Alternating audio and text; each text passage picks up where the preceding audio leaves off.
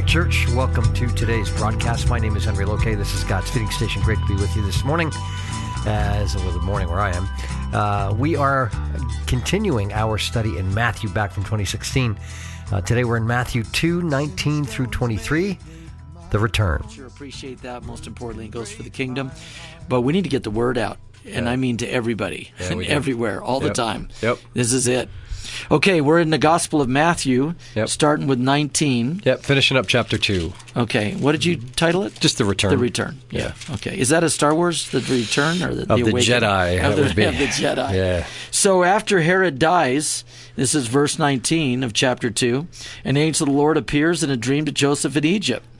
And he says, get up, take the child and his mother, go to the land of Israel. For those who were trying to take the child's life are dead. So he got up, he took the child, he took his mother, and he went to the land of Israel. When he heard of Archelaus was reigning in Judea in place of his father Herod, he was afraid to go there. Having been warned in a dream, he withdrew to the district of Galilee, and he went and he lived in a town called Nazareth. So was fulfilled what was said through the prophets. He will be called a Nazarene. Mm-hmm. Pretty straightforward.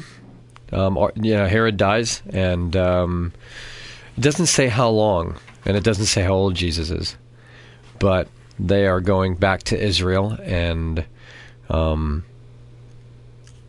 he's going to be raised in Nazareth, and he's going to be, he's going to fulfill that prophecy that he will be called a Nazarene from the area of Galilee, and again, it's an example of obedience and total faith in God.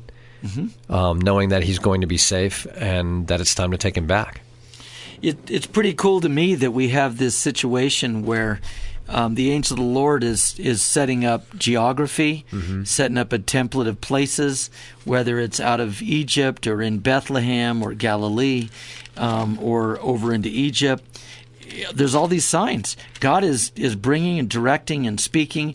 The angel of the Lord pretty much says almost word for word in verse 21 that we'd said earlier when the angel said, hey, get up and take him. It says I'm going to go back to 13. So the angel of the Lord appears to Joseph in a dream, get up, take the child and his mother, escape to Egypt. Okay? Okay, now he says, get up, take the child and his mother and go to the land of Israel. Isn't that interesting? Right.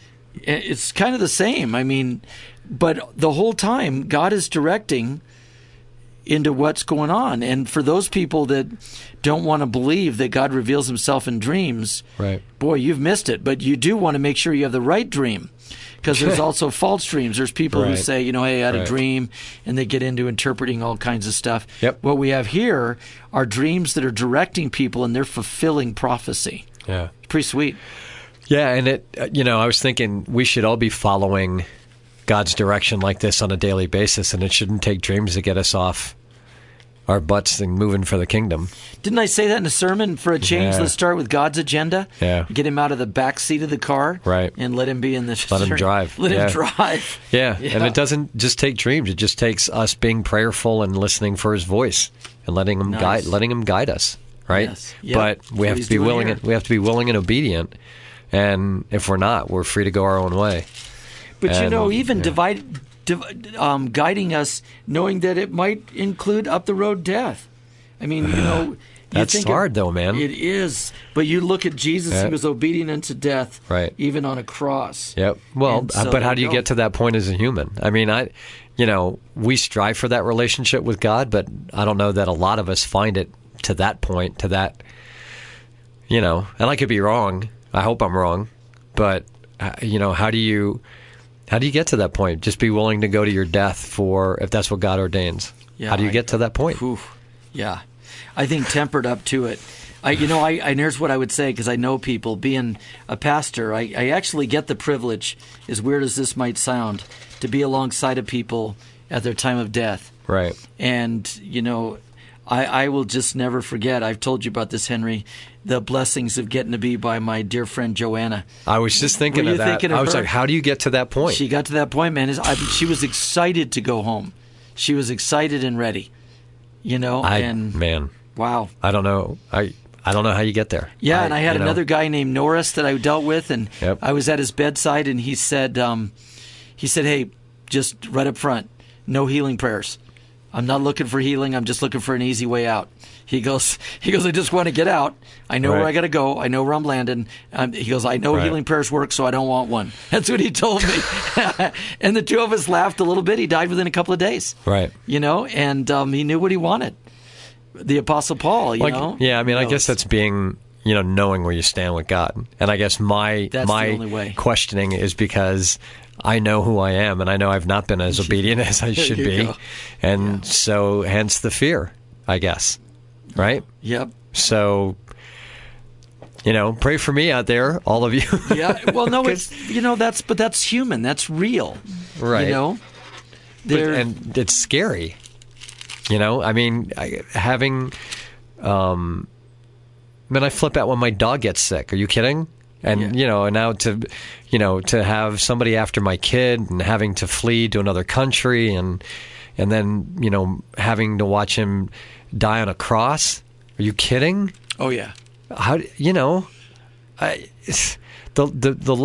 level of faith, I think we're all called to that. Sure. But I don't, do you think a lot of us are achieving that? No. I mean, not in our early years anyway. Yeah, no, that's right. There's a tempering and a testing right. that brings a maturity so that there is a finish line. The reality is the minute we're born, we're headed for death, because we're mortal. And until we receive the imperishable seed, we have no hope until we have Christ. Right. And then our hope is found that there is an afterlife that God has promised. So we got, in this story, this is interesting to me, in verse 20, when the angel says, "Get up, take the child, his mother, go to the land of Israel," for those who are trying to take the child's life are dead. Well, what I know from reading the New Testament is, this doesn't end. It's those people who were trying to kill him then, Herod and his entourage, are out of the picture.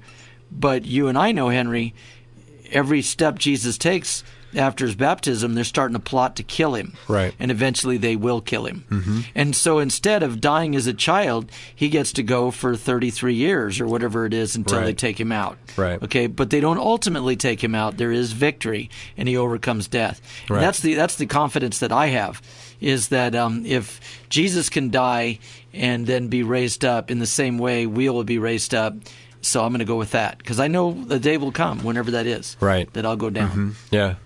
I mean, I hear you. I know. It's it's just it's harder for me. I'm hoping it's not tomorrow.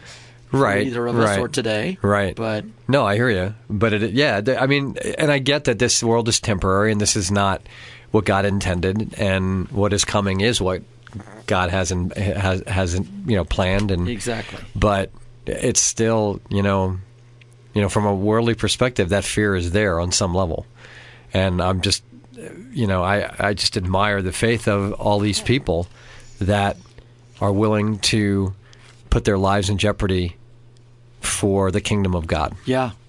Well, I looked up who Archelaus was. Mm-hmm.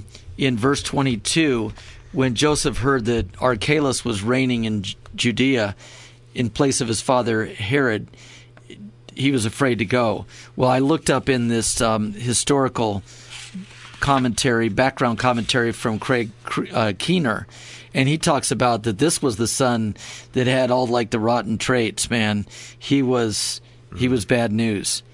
This guy had some serious issues. So just as bad as the father, if not worse. If not worse. Yeah, isn't that something? I mean, so just when you think it's getting better, you're going, no, maybe not so much. Well, we do that with our leadership, don't we? Yeah, according to the history, that this son exhibited his father's worst flaws and was also a bad ruler. And that his mother was a Samaritan surely also failed to commend him to his Jewish subjects. His rule was unstable, and the Romans ultimately deposed him and banished him to Gaul. So even the Romans got rid of him. Wow. Yeah. Well, Wow. Yeah, in the end, I think, again, it's part of God's plan, and God's in control of this whole thing. And with his return now brings him... It would be interesting to know what happened between the age of, 2 to the age of when he's baptized, 30. and when he starts his ministry, and because we're gonna make that jump here pretty soon, where we'll jump to John the Baptist next. But it is that question of, was he raised, and did he go to school, and how did he learn, and who did he learn from? All those things. And for me, it's, when did he realize really who he was? Did he just know all the time? Interesting questions. But in the end, he's got the relationship and the ultimate faith with God that we all should be striving for, and that of his mother and his father and those around him as well. I mean, it's just great signs of faith and obedience to God. When he says go, people go, and lives depend on it. If they don't go, there's going to be problems. But this is God's sovereignty. He's just sovereign over this whole plan of his that he's put in place. And that's, I think what's gotten lost in the conversation today is this is the plan that God has put in place since before creation. And so it's all playing itself out as it needs to, so that we can be reconciled back to him. That's the whole point. Yeah, I was reading that there's a little connection with the Nazarene and this Hebrew word of branch and the prophecy of the branch, and that he is the one. And I do know Nazarene is supposed to mean something about people being dedicated to God. There is a denomination in today's world called the Nazarenes, and I believe that their focus would be, we're going to be devoted to God. And Jesus, of course, is from the region of Nazarene. Now, there's another connection, not sure exactly how it works, but they took what was called the Nazarite vow, and there was a group of people that were Nazarites. And I'm not sure that the genealogy of Jesus is there more than just the location of where he was, as opposed to from the town of Nazareth, as opposed to a bloodline of a Nazarite. Right. I think that's how it goes. Okay. I'm just broadcasting it so I can be a false teacher. No, I'm kidding. Right. No, I don't know that it's... some people have taken it that way. My understanding is it's the fulfillment of going to the town called Nazareth. Yeah, not that he's... Right. And then he's called a Nazarene. A native of that town. Yep. Right. But it sure does foreshadow that he is devoted to the will of his Father in every level. And as we begin chapter 3, we're going to hear about John the Baptist preparing the way, and we find about his devotion all the way unto death, obedience on a cross.